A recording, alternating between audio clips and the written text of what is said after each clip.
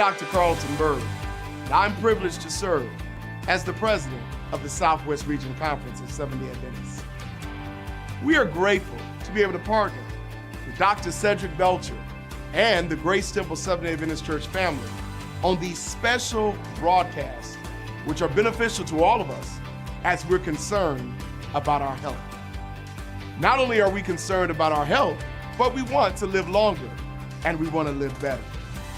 We'd like to thank the organizer and sponsor of these webcasts, Friends and Family for Health Equity.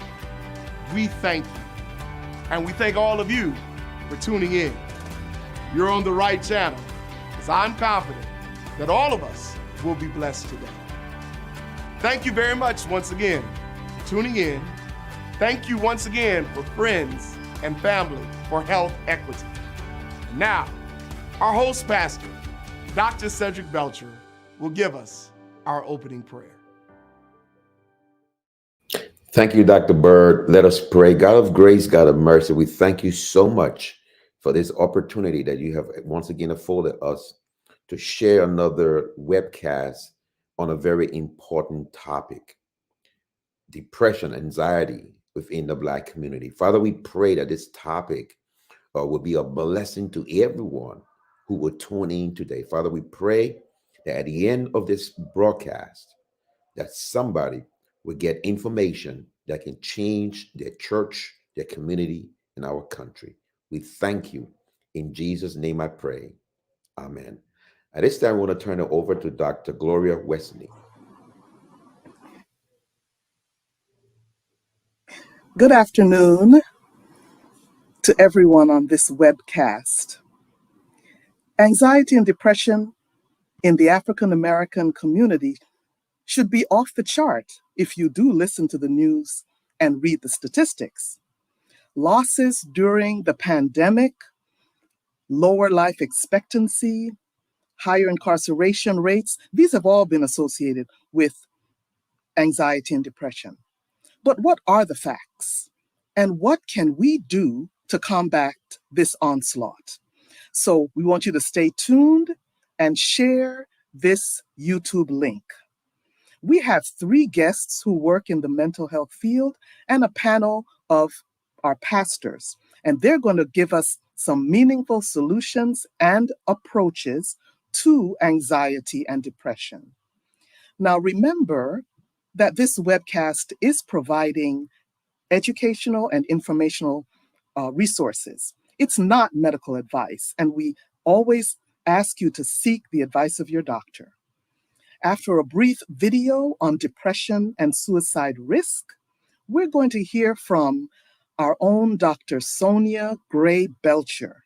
She's a licensed psychologist in the Fort Worth, Texas area, and she's also one of our Friends and Family group. So I look forward to hearing her. Sit back now and enjoy this webcast.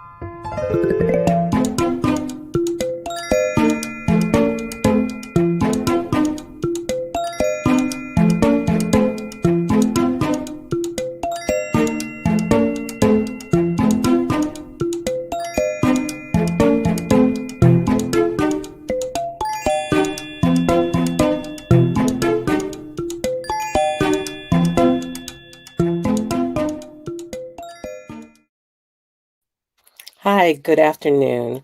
I am Dr. Sonya Belcher, a licensed psychologist in Texas, and I have the privilege of introducing our guest, Dr. Erlanger Turner. Dr. Turner is an associate professor at the Graduate School of Education and Psychology at Pepperdine University. He is the author of the book, Mental Health Among African Americans, In 2019, Dr. Turner founded the American Psychological Association's Division 53 LEAD Institute, which stands for Leadership Education to Advance Diversity. His work has been cited by publications such as the New York Times, the Washington Post, Oprah Magazine, USA Today, NPR, and Psychology Today. Thank you so much for joining us, Dr. Turner. Thank you for having me. Okay. Well, Dr. Turner, could you explain what a person would experience if a person had anxiety and if the person had depression? Yeah, those are really important questions. So I think one thing to recognize first is that we all experience some levels of sadness or anxiety or worries. And when that sort of crosses over into what may warrant someone working with someone like myself as a psychologist, those symptoms then become debilitating and impact their lives in many different ways. So if you experience depression, for example, you may have symptoms such as extreme sadness, difficulties with your sleep patterns, eating difficulties, problems concentrating and focusing, and those things are going to last for 2 weeks or more and impact your life in some type of way in terms of how you interact with others in terms of relationships, either romantic or interpersonally, how it may impact your work, or how it may impact the ways that you navigate other aspects of your social life. And anxiety is similar in terms of that when you experience these levels of, worry or anticipation of challenges in your life, that it is going to cause you some level of either trying to avoid situations that may bring more anxiety in your life, or you may have problems with, again, focusing, sort of somatic symptoms in terms of like sweating, muscle tension, and all of those other types of symptoms in your body. I really appreciate, Dr. Turner, that you mentioned that it's not just an internal feeling, but it also impacts other areas in your life, like you said, like at work or school or interacting with other people. Let me ask you another question. What unique stressors do African American boys and men experience that result in anxiety and depression? And when should they seek help? Yeah. Well, I mean that's obviously like a really challenging question to Hmm. ask because there can Hmm. be Yeah. many things that impact our lives that Yeah. may result in some level of anxiety or depression. So I think one of the things that we know from looking at some of the research is what are these sociocultural factors and experiences that impact us in different ways that could result in anxiety or depression. So I think levels of discrimination and racism that we know in society. Mhm.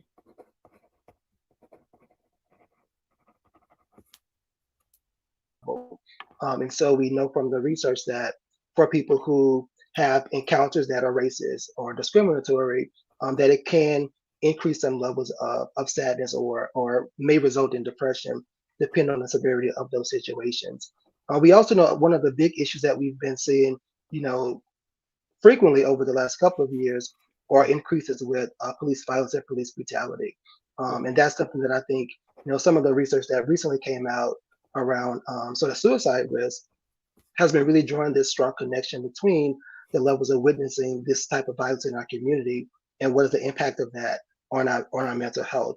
And so I think whether you are having these sort of direct exposures to these incidents, or if you're experiencing these things vicariously through witnessing them either through the media or social media, we know that that can impact you on some type of way. And I think particularly for our boys and kids, is that they may also now have some anxiety or worries about their parents and their involvement with some of these types of systems that can also relate into some anxiety and depression that they may experience. So I think a really good follow-up question is where could African American boys and men receive mental health assistance and what stops them from seeking help?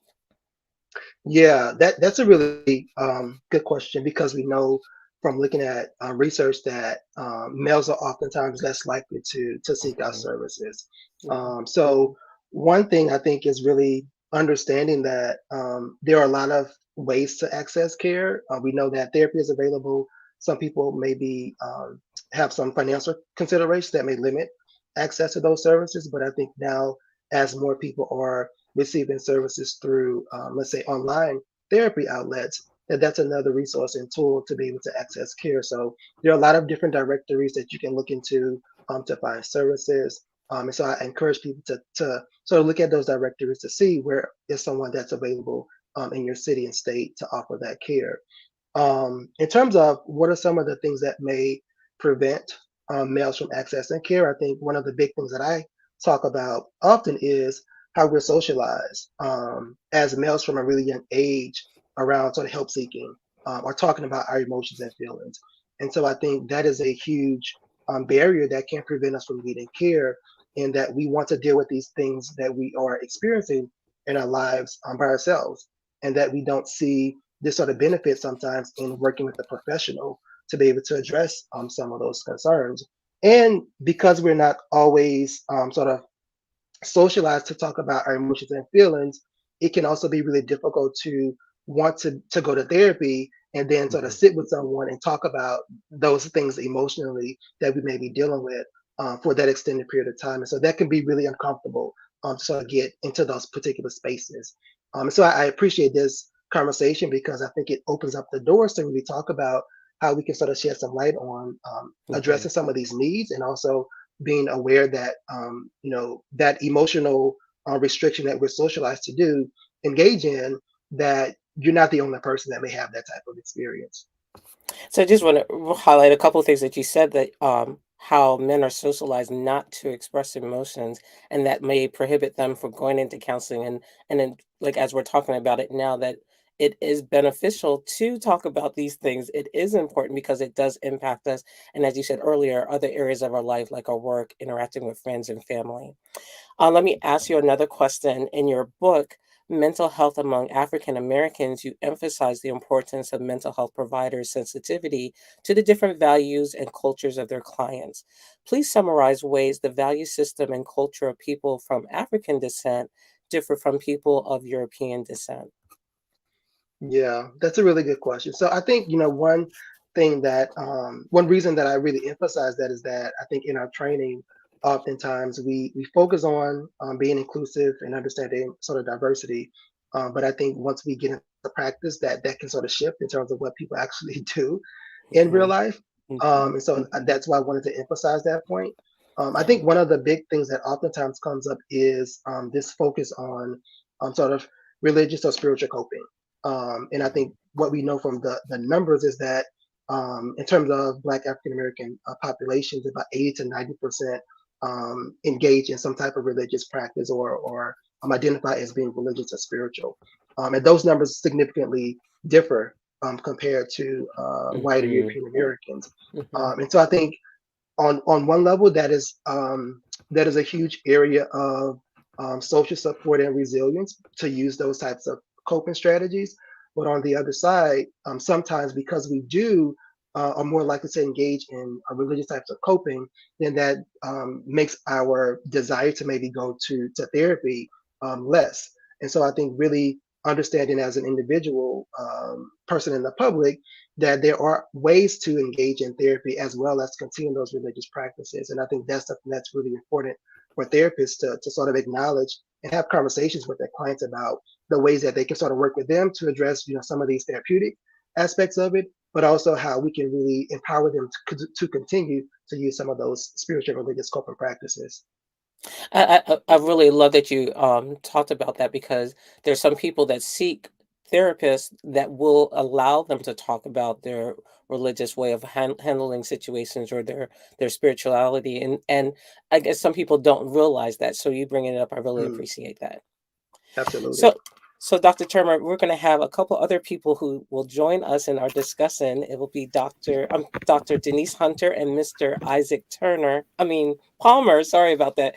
And let me just give you a little bit of information about the two of them. Mr. Isaac Palmer is the president of the MATS Foundation, which stands for Minority Access to Comprehensive and Coordinated Healthcare. He is also the chair of the NAACP Southside Health Committee and a member of the Illinois Kidney Care Alliance. And Dr. Denise Hunter is a part of our Friends and Family for Health Equity. Dr. Hunter is an internal medicine physician, an adolescent wellness specialist, the founder of Wisdom Tea Finger, and the creator of Fount. Thank you both for joining us in this discussion. So Dr. Hunter, let's start with you. Yes, Dr. Turner, thank you so much for that information. And you had brought up some kind of hinted around to some of the inequalities in the system.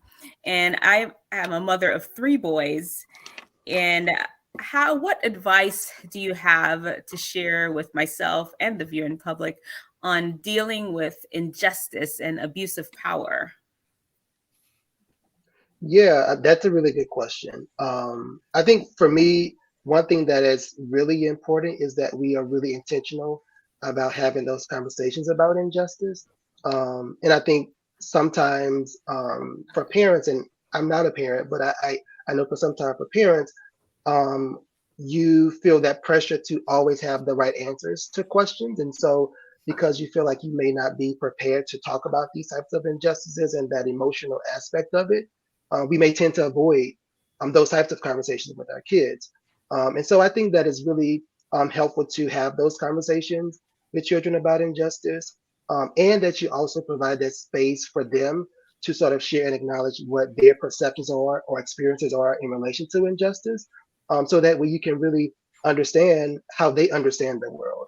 I think oftentimes as adults, like we have an understanding from our own experiences, and we sort of share that with our children or kids, and we don't really check in with them to see how they've experienced the world.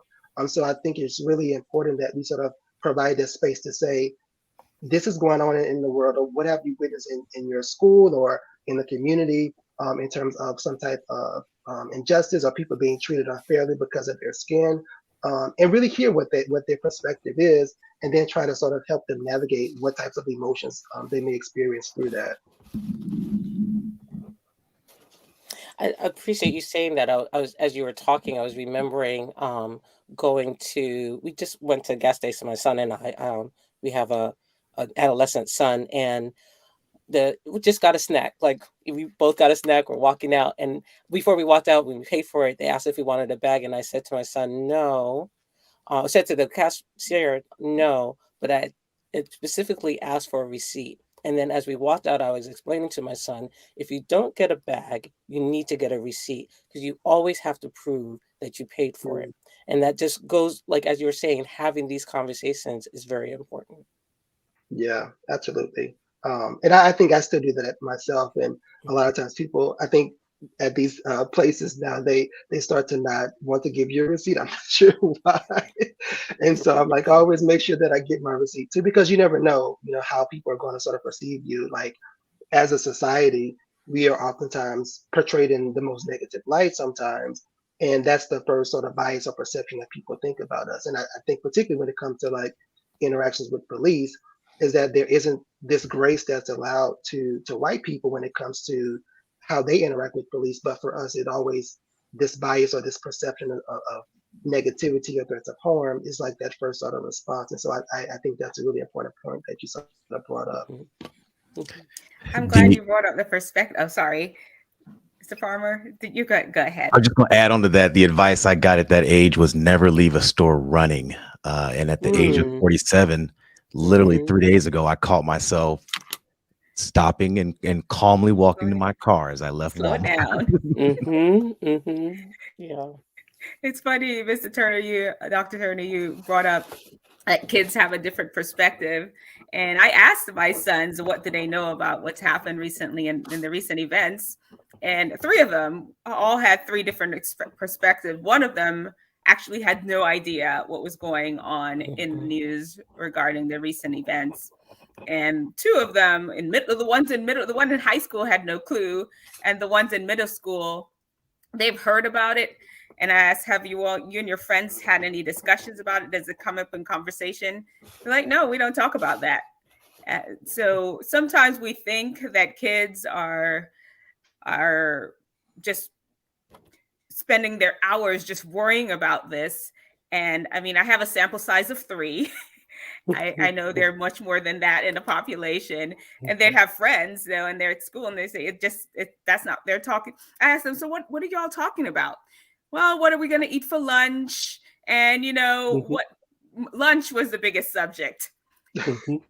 So I'm glad you put out there that really just understand the kid's perspective. And sometimes as parents, we can put our fears on our children and not understand that this, yes, it's something real, but how much of our fear do we want to really put on them to burden them, to even honestly even skew the innocence of their childhood? Mm. Yeah. I think that if you don't mind me asking Mr. Palmer a question, what are your thoughts on how to raise like Black kids, like boys in this country? It seems like it's really, really challenging, as Dr. Hunter said, trying not to put too much fear on them and keeping their innocence, but they also have to be aware of the society we live in.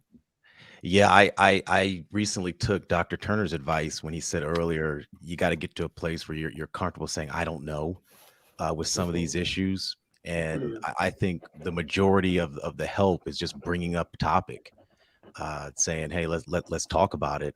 And then when the questions will come, especially from my two boys, they're very inquisitive. And then being able to say, I don't know, I don't have everything worked out, but I'm here for you when those situations come up. Can I pivot to a question to Dr. Turner? I work with a community group on the west side of Chicago, and that's predominantly Black. They work with recently released felons in the system, and the organizer last night called his group in. So he's got workers, he also has clients, and all he wanted to do was talk about the Tyree Nichols situation. And I was so blessed to be a part of it. But talking to you today, I realized there were no mental health professionals in that room. And we kind of stumbled through it. And to his credit, he was able to steer the conversation away from, well, who's at fault and the system and, the mayor. But how would you advise us if we were to have this conversation again, to get this discussion going where people in the community can just release and talk about the emotions and the feelings that they're experiencing? How would you structure that conversation? We probably had 15 to 20 people there, men and women, so it was equally represented. Yeah, no, that's a good question. And obviously, like I think as mental health professionals, we're stretched really thin these days in terms of being able to provide services, and like there's so much more of a need, and there's not enough of us. But I think one thing that is really helpful is, one, it's good that you provided that space. I think sometimes people hold in a lot of these emotions and feelings that they may be going through, and they don't have that avenue to do so. So I think that is helpful. The one thing that I try to encourage people to do, and I know things like some of these audio types of conversations have happened on social media over the years, where people can provide these spaces to have conversations, but then it gets into like trauma dumping, or people really talking about these really stressful or traumatizing events, and then there isn't a professional to sort of help guide some of that conversation. So I would say, when you're having these conversations, provide that space, but also let people know that to be mindful about who all is in the room, and that really be careful about the types of things that they do disclose, or how far they go with talking about some of these things that could be really traumatic, because it could be therapeutic and healing for them to share that information, but it might be triggering for somebody else. And that's the piece that we don't really know when people are sort of share this information. The other piece I would say too is, trying to make sure that you have some resources that are available. So I think when people are having these types of conversations, and even if you have a professional there or you don't, they don't know, well, what's the next step? And maybe you did this, I don't know, but I think just making sure that people know where to go if they do want to seek help. So finding where are these local resources where they can provide access to services, or can you connect with professional psychology organizations. So I know that the Association of Black Psychologists, at least in Chicago, tends to be very active in the community and do a lot of things. And so finding ways to maybe partner with those organizations to find out what are the resources in your area to be able to help those that may be looking for therapists. That's great. Dr. Turner, I feel like I just heard a new term that I'm going to add to my repertoire: trauma dumping. That's happened so many times. Now I know what to call it. Absolutely. Well, I've really enjoyed this conversation, and given the height of what we're all experiencing with Tyree Nichols, I think it's great that we're having this conversation and that we can set limits with some people that may not be able to, or not be able to at that moment, to talk about it in detail because they feel exhausted or they feel overwhelmed, they feel helpless. And I think giving them permission and not guilting them that they need to continue that conversation because this is happening, that we give them space, that they need to have that space, and that we allow them to have that space. I think that's important. But also, as you all were saying, making sure that people have resources that they can reach out to people if they need to talk through in more detail what they're experiencing, because it can be really emotionally heavy to yet again deal with something like Tyree Nichols. I appreciate all of you all coming and joining with us. Thank you, Dr. Turner. Thank you, Mr. Palmer. Thank you, Dr. Hunter, for joining us. I just want to summarize real quickly some of the things that we got, how important it is to talk about depression and anxiety, to know what it is and to do something about it, to seek out resources, to get help, because it is important. It's not just something that you deal with internally. It will affect other areas of your life. To check in with children, with adolescents, to see how they're doing, to make sure that they are managing all the things that's happening in this world well, and to find resources. There are more resources out there than we've had ever before. Looking online to see if you can do telehealth counseling, if you can't do and go to a therapist, or seeing what other resources that are out there. There are many, many other resources. Please find help if you need that.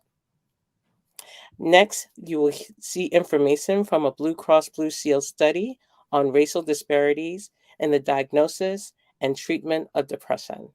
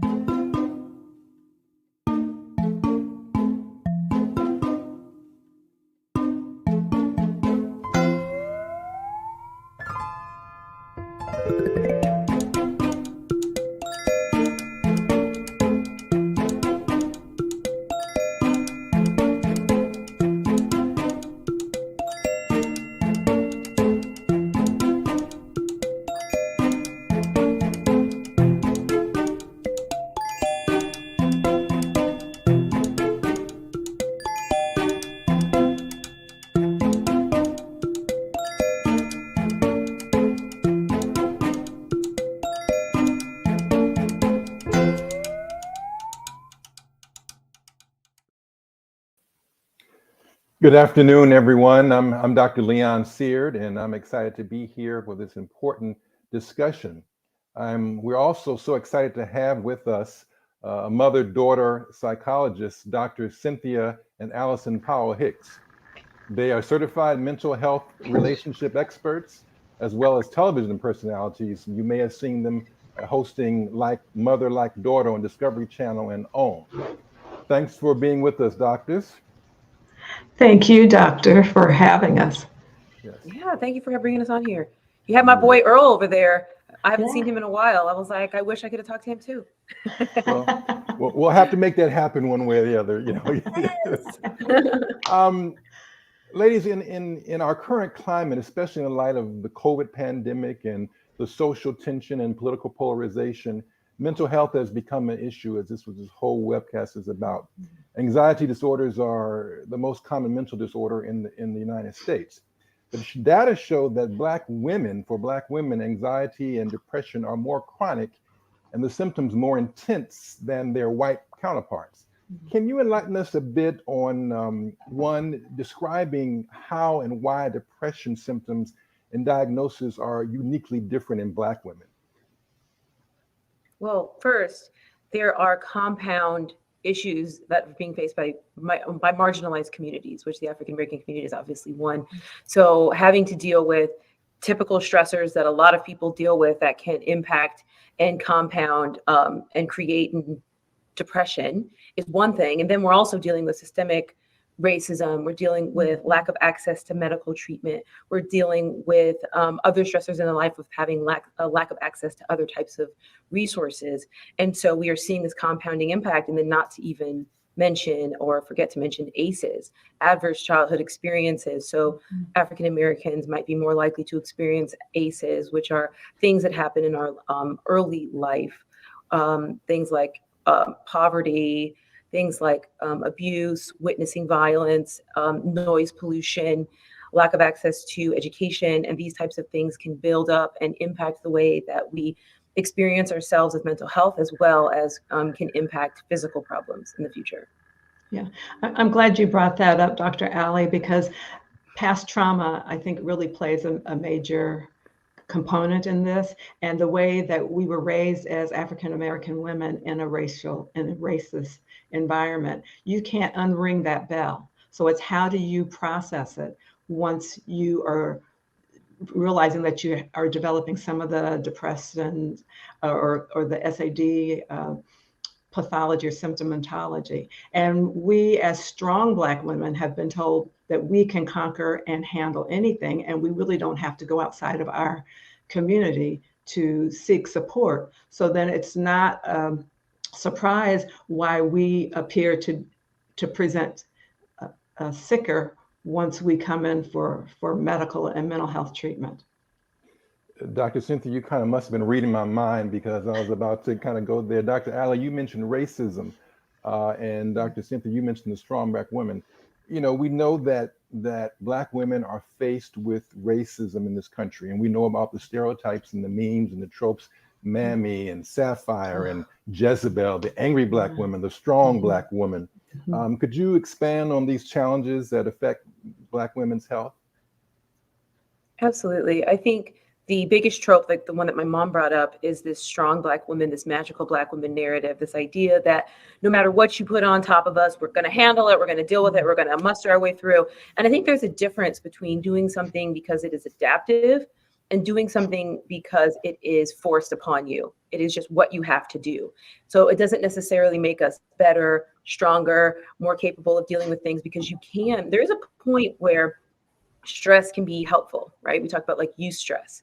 So you experience a stressor, you learn to adapt to it, and it builds up a level of resilience. But you can experience enough stress to where it actually creates, like I mentioned before, long-term health problems, which is why we see in the Black community hypertension, diabetes, heart disease. These are all stress-mediated disorders. And so these types of narratives don't just serve to make us more stressed and depressed in the short term, but in the long term, as well as impacting our health and the way that we interact with others.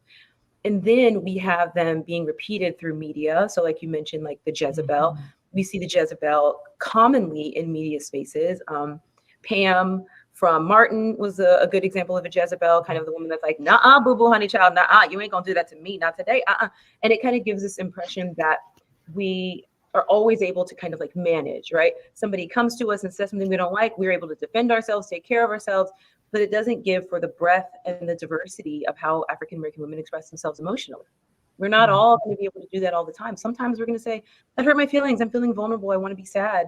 But then once you're seeing this trope over and over again, and then you encounter a woman who's doing that, you might think like, why is she so different? What's going on? Why isn't she in control of things? Isn't she supposed to be strong? And so now that woman's feeling vulnerable and isolated because people aren't responding to her in a way that could actually be helpful. Yeah. And that leads me to saying, do you know why there's so many strong Black women? Did anyone ever think maybe because we have to be superwomen because we're not having our needs met? So women, this is your time to have dialogues with people in your village, in your community, in your sisterhood, in your family, with your relationships. Make sure that you take care of you, because if you can't take care of you, it's going to be very difficult to combat the different types of mental illnesses and physiological type illnesses that do come just generational. I mean, I won't even talk about, going from latency age to adolescence, then to young adult, and then to adulthood, and we won't even start talking about menopause. Help us now. Anyway, but strength, and you need as much strength as you put out, you need to be able to receive as well. That's as a follow-up, I mean, that's really good to talk about those things in terms of, stages. Women have the seasons of life, the stages of life you started to allude to, Dr. Cynthia. Can you guys kind of expand a little bit about some critical intervention points for Black women? Is it, the transition from young adulthood to adulthood to the workforce to motherhood to being in a relationship, and especially with respect to the stressors and the stigmas and even the suicide risk there? I think every moment, every single opportunity you get. I think starting off in childhood, right? Because that's where we develop our coping mechanisms and we develop kind of the pattern and the character that we're going to take into adulthood with us. People say you kind of become who you are within your first 5 to 7 years of life. You learn how to maneuver. And so I think that's a really important interventional point, right? Helping our little baby girls understand you can ask for help. You can cry. You can come to me. You can come to other people. It's okay. And then because when you find yourself in a space like where African-American women have found ourselves where we can't reach out, one of the symptoms of depression that is actually seen more in African-American women than other people is somatization. So these physiological symptoms, we feel our depression more than other people, which can impact us at other phases of life. So when we are, starting menstruation, that could be impactful in the way that we start to experience this point in our lives. And then obviously African-American women also experience more postpartum.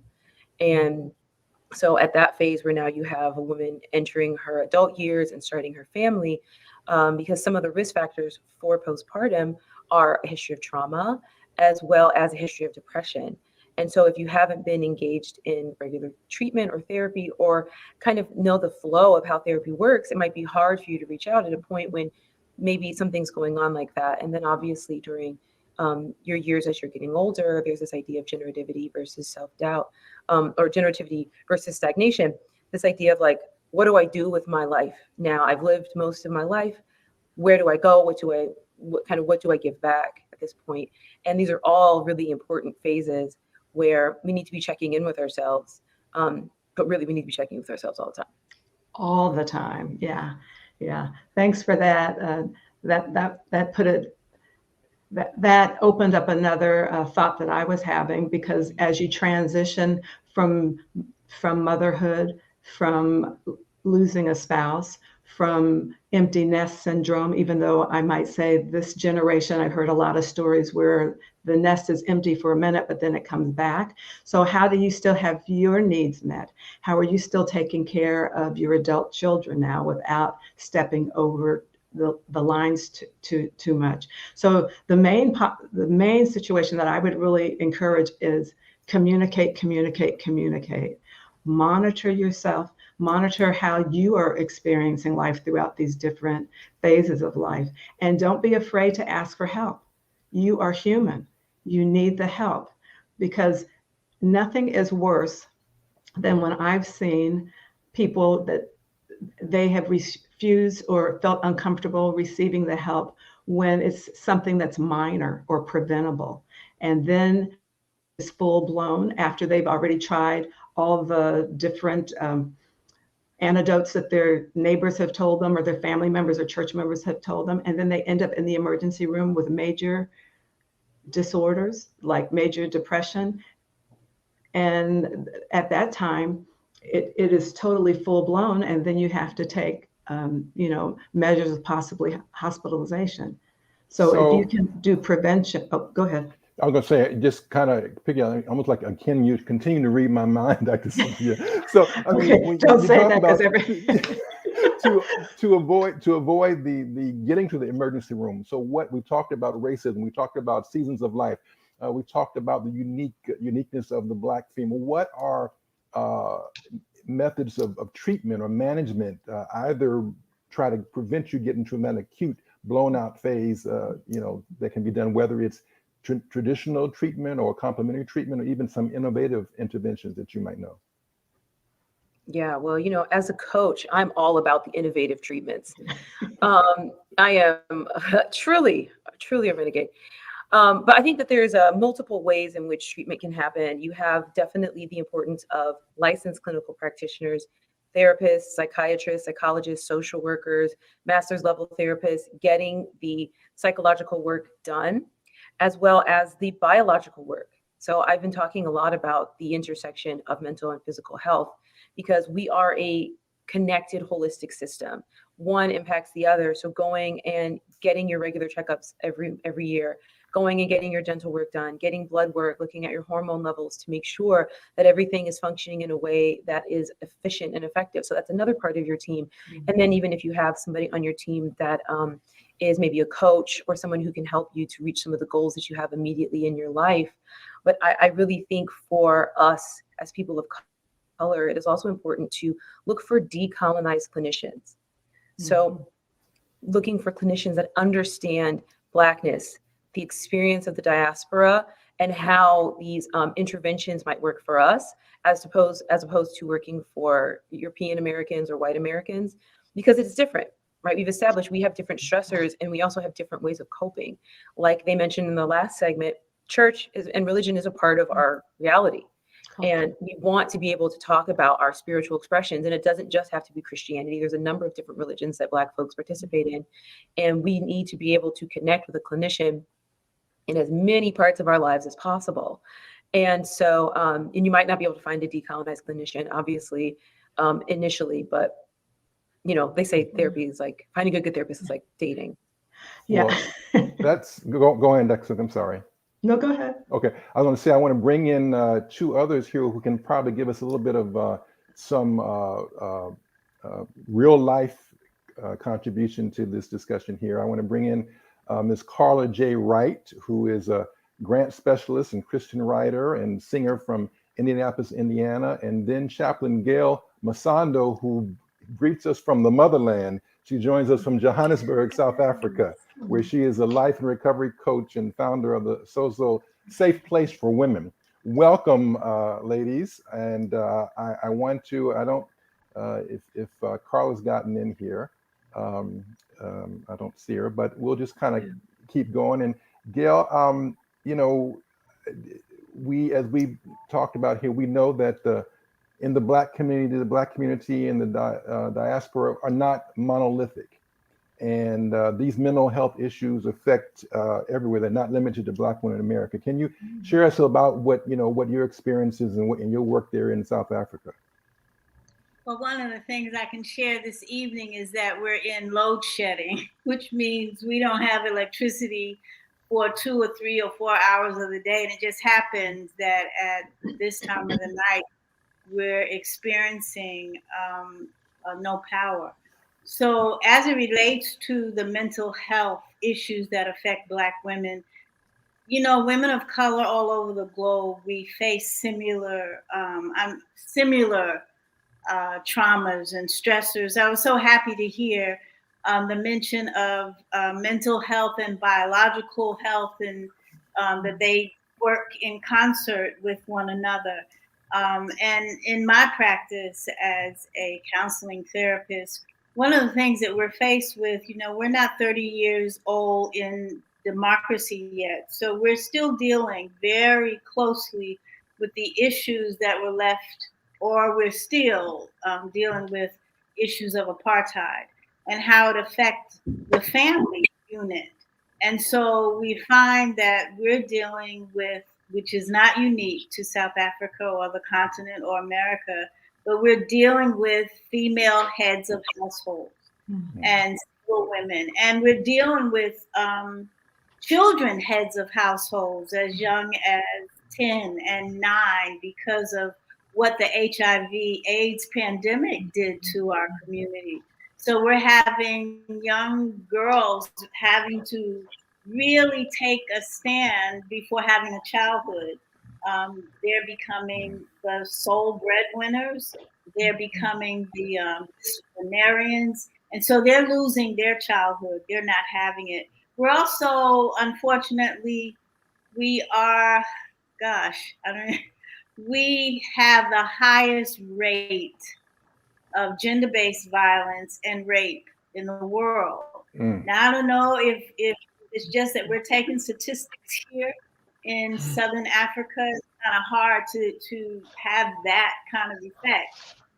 To know that we have the highest rate of hijacking, we have the highest rate of rape, violent rape. There's no, well, rape is violent, but many of our women are left dead or mutilated. So there, we're saying that's an after effect as well of mental illness after apartheid. It is, and we're able to track that and say that what's happening is this leftover anger, rage that's going on. We're also dealing here with, I'm so glad that that Dr. Hicks and Dr. Alley talked about the idea of this word strong that is thrown around. You got to be this strong woman no matter what. And I don't even know that we understand what that means when we hear a woman who's lost her husband or lost her son, and she's sitting in front the casket. She's sitting and looking at that casket, and we walk away and say, "Ooh, that woman was so strong." How about she's numb? How about she can't believe what has happened to her psychologically, and she's trying to gather her thoughts? And I think that we do ourselves this justice. I really do. When we say strong, then that means we're not given permission to cry. We're not given permission. Yes. What that gets me thinking of is proximity to whiteness. It's this idea that the closer you are to this stiff upper lip British white perspective, the more like in control you are, the more like strong and stoic. When we see over and over again, like in spaces of like toxic masculinity, that not being allowed to have emotional expression helps. Right. Right. And when you do that, it kind of uproots the stability of the community and your family, because they think you are that one. You are the go-to. You are that strong person. That is, I mean, we're also dealing with heart failure between the ages of 25 and 48. We're finding that, we were stuck in the HIV AIDS pandemic, and our focus was there. But now we're finding out our women women of color, between the ages of 25 and 48, we're dying of that broken heart syndrome, which has nothing to do with romance, everything to do with stress. And so there's also the new South Africa phenomena where we've experienced it at home. I'm a New Yorker by birth, but we've experienced it at home, where there was a period of time, Dr. Hicks, you may remember, and Dr. Seard, where there was the black male conferences that were happening all the time. How come we're not getting along? What do we need to do in our communication? And we're faced with that now, where it is our young Black females are in management and doing very well, very successful, making the money, where our Black males are being kind of left out. So I work, my counseling is directed at professional women. We hide better behind our jobs, behind our title, behind our address, but we're just as broken and just as wounded and needing a place to speak. And we need that balance, because while we're being raised up, our men are being pushed down. And then it can cause a lot of disharmony and conflicts, just within your support system, which is supposed to be your family.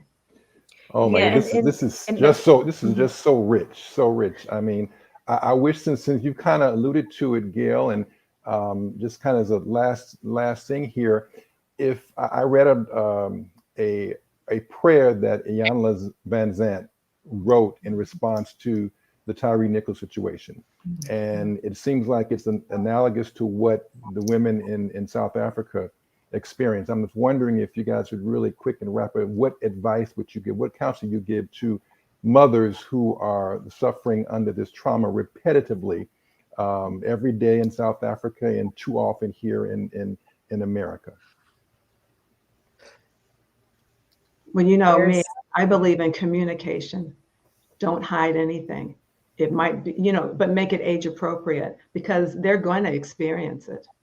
It's out there. You can't hide it. You can't deny it. But it's how you, like safety plans, like you have for your home during earthquakes or tornadoes or whatever. You need to have a real hard talk with your young people. Well, even with all of us. I mean, any police brutality, you know, is real.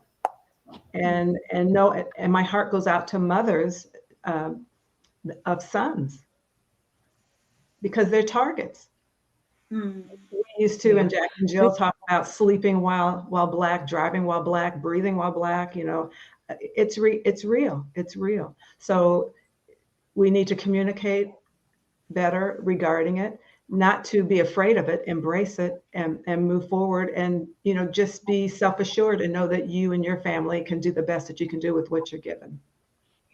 This is a hard one for me, because there's so much variation when it comes to families and family structure, right? We mentioned the Black community is not a monolith. We have people in South Africa with very specific needs and culture, people in New York with specific needs and culture, LA, you know, Boston, wherever. But, you know, if I got to be like the president of Blackness, to me, it's collaboration and finding a way to find community, because that's one of the differences we see in countries that have higher levels of depression as opposed to countries that have lower levels of depression, is that when communities are able, whatever those communities look like, right? When they're able to unite and support one another in really real, vulnerable, connected ways, we do tend to see improved mental health spaces. Mm-hmm. Do I know how that would happen? No, I do not. I do not. Yeah. The one thing that I just want to just add, back in my day, we went to the church. That was the backbone of our community. That was our community. And that's where we went for all of our questions, all of our support. And our pastors fought for our community. One of the words that I've adopted since living in South Africa is indaba. And it's a beautiful word because it means gathering, and it's a coming together of minds. No one takes the credit for the solution. Everyone comes together and gives their thought, their opinion. How can this work? We did a program a few years ago when there were baby rapes here in South Africa called Isililo, and it was called Mother's Cry. And it took us a whole year to just go from communities.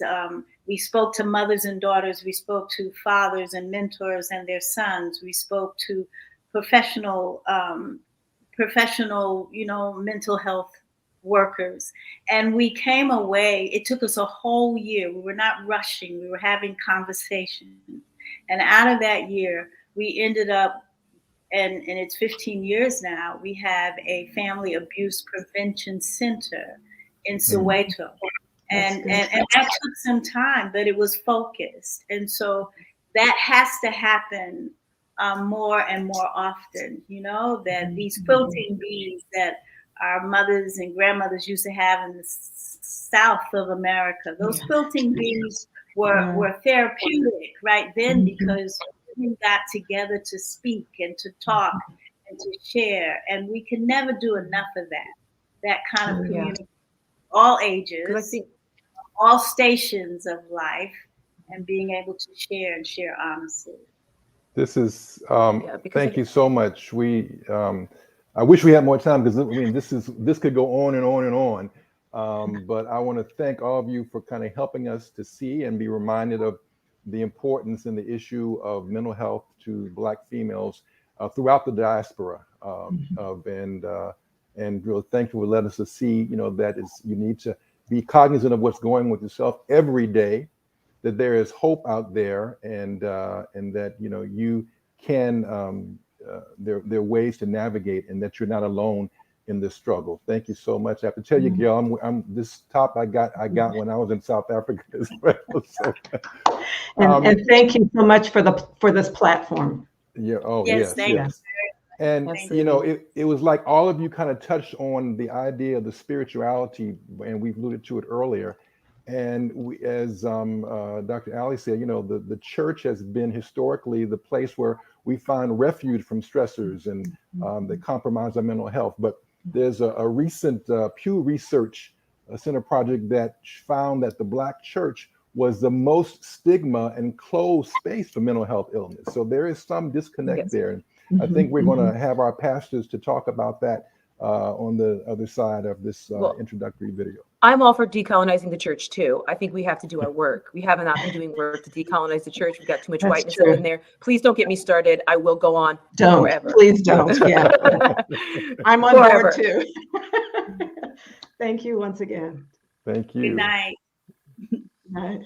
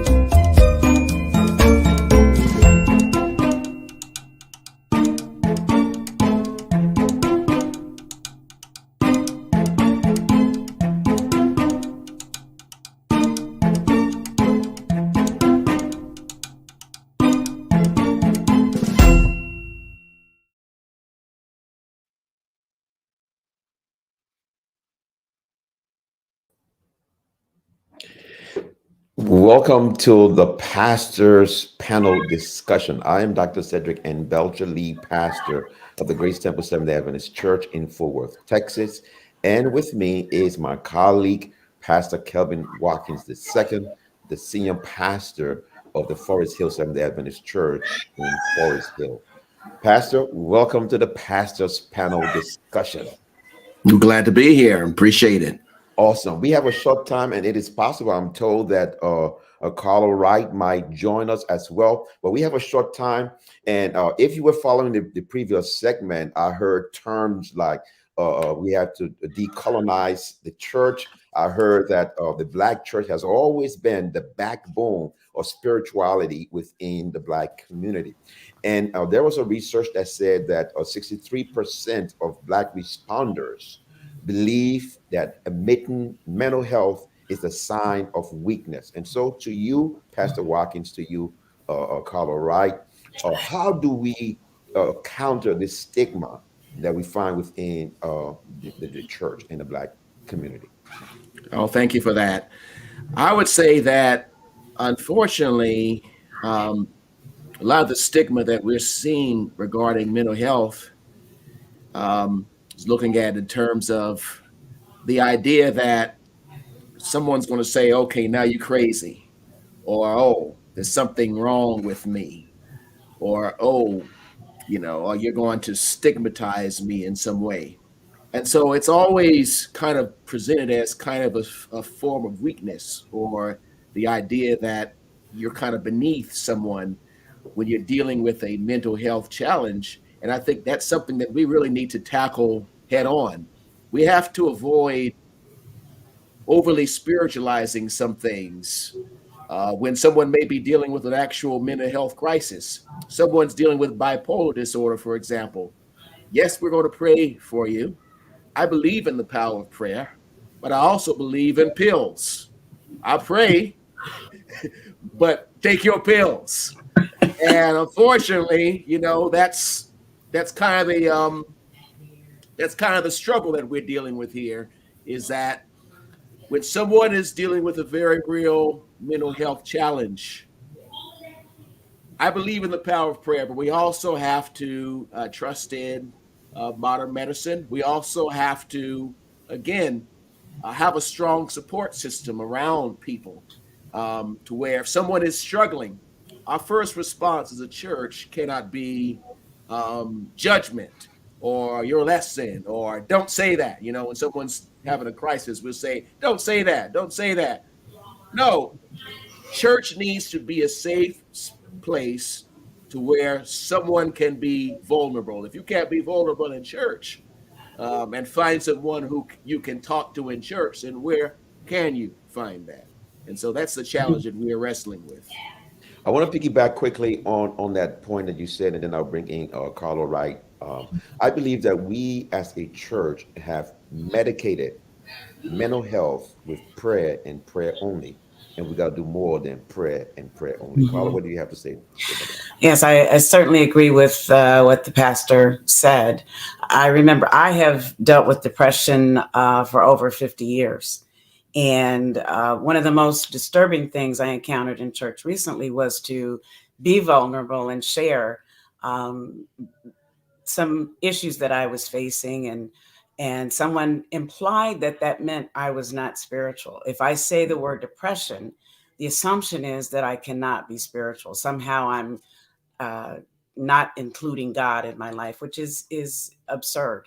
And so that was disheartening. But as he mentioned, when I thought about my experience in my journey, I looked at all the challenges I faced, but I also looked at the blessings that I've received. And as you mentioned, a strong family was critical, and parents who understood that if my daughter is having a problem, then I need to seek help for her, and that God can provide that help through a variety of sources. And it might be medication, it might be therapy, it might be a combination. So I was blessed in that my parents gave me access to what I needed. And then my church that I grew up in was also very, very supportive. Being able to use your gifts as you're able and all of that, finding that understanding was very helpful to me. Well, let me do a follow-up question then. How can we structure the church so that the church can become a center for mental health and hope? How can we, what do we need to do? Well, I would say that we have to make these resources available to people. And I also think we have to acknowledge the historical challenges that, these things don't happen in a vacuum per se. Back in the day, back in slavery days, when after, a hard day on the field, there was no psychologist there with a couch saying, come on, let me talk to you about what master was laying out on you. Back when they were sicking the fire hoses and dogs on us because we wanted to vote, there was no couch, no one with a prescription there waiting to deal with the trauma of what we experienced. And so this idea in our community of, being able to speak to a therapist, being able to be prescribed something with a mental health issue, this is a new way of being able to address these issues that historically has never been there. It's always been really the only place where we ever had to turn historically as a people. The only place you could actually be yourself and be real was when you came to church. From slavery on down to now, the only place where society were actually valued as a human being was when you came to church, where you were actually somebody and could be real. And so we have to foster that. We have to foster that amongst our people to where, it's okay to share what's on your mind, and we're addressing them, and also make other resources available to people, rather than just kind of saying, I'll pray for you. And then listen, James even took it, faith without works is dead, right? So, just giving someone a prayer, but then you're not giving them what they need on top of that, whether it be a medication or speak to a therapist or a psychologist. If all you're doing is just saying pray, and then we'll just send you on your way, you're not, it's like if someone comes in your church hungry and you just say, I'll pray for you, and then send them out to church. We're holistic human beings. We have spiritual, emotional, and physical needs, and we have to not just address one side of the coin while neglecting the others. If I could, I would add to what the pastor has said. This event today is so important with hard information, going through the study guide that is along with this. There's such vital, valuable information there. And then I think for spiritual leaders to take that on and to lead from the pulpit about these kinds of issues, that it's not a matter of spirituality. Sometimes it's a chemical imbalance. I think one of the statistics in the study guide said there are 1,500 combinations of symptoms that can be pulled together to define depression for a variety of people. So I think spiritual leaders making sure that it's clear that this is it's an issue that can be addressed and does not make a statement about your spirituality.